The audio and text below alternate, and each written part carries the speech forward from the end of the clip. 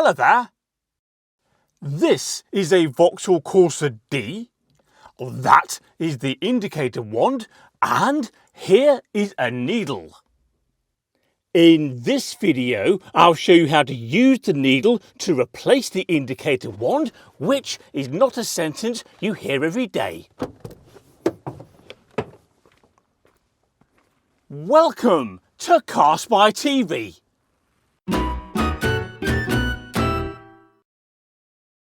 Right.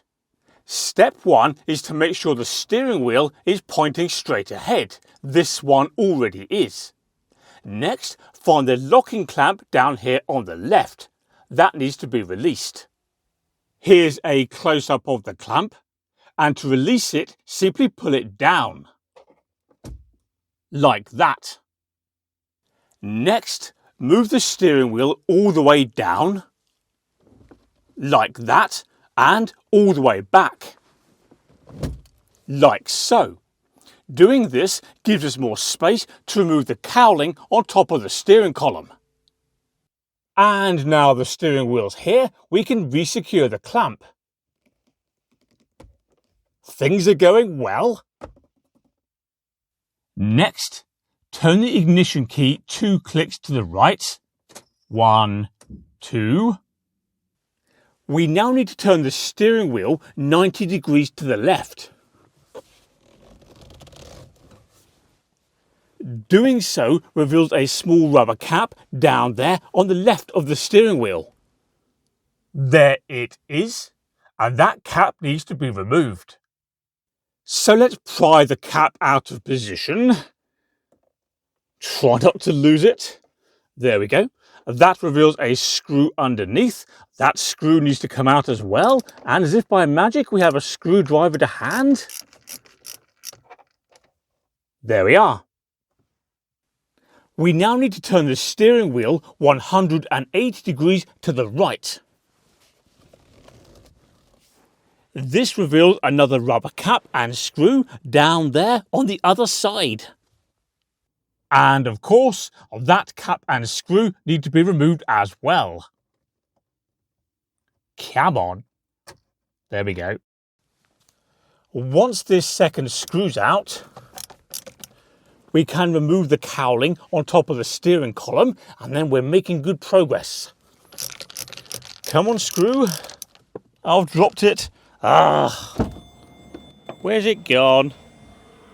It's so easy to lose these tiny little fiddly screws. Can you see it anywhere? It can't have gone far, but... Oh, look. We've got it. Now the screws have been removed, lost and found, we can simply lift off the cowling and it separates along here. All right. Come on now, cowling. Off you come. And this comes out nice and easily because earlier on we moved the steering wheel down and back.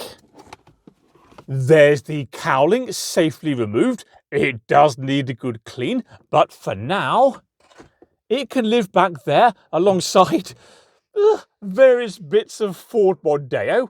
Don't ask.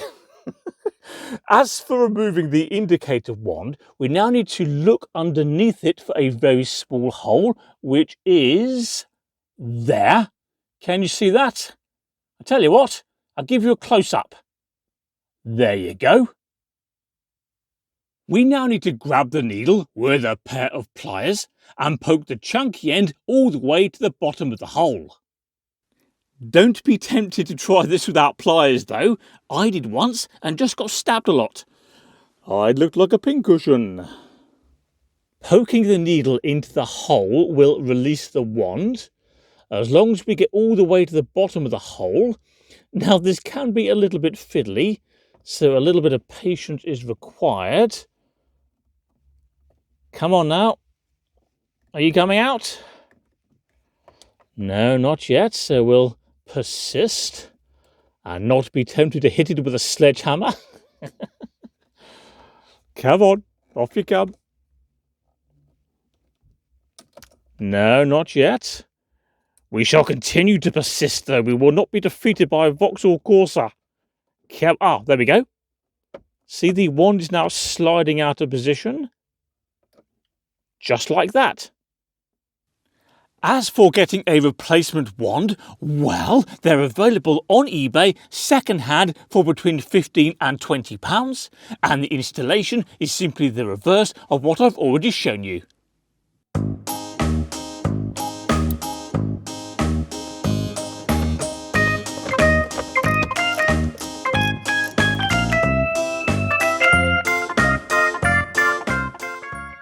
There we go, the car's back together. So all we have to do now is put the steering wheel back to the optimum position,